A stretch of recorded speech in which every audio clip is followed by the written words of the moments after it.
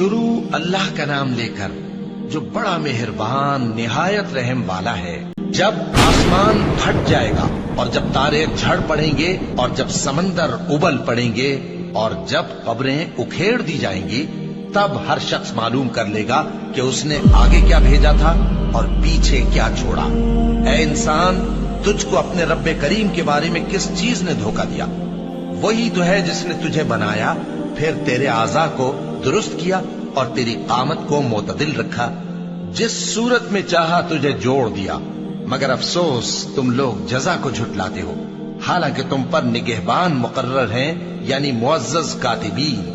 جو کچھ تم کرتے ہو وہ اسے جانتے ہیں۔ بے شک نیکوکار نعمتوں کی بہشت میں ہوں گے اور بدکردار دوزخ میں، یعنی جزا کے دن اس میں داخل ہوں گے اور اس سے چھپ نہیں سکیں گے۔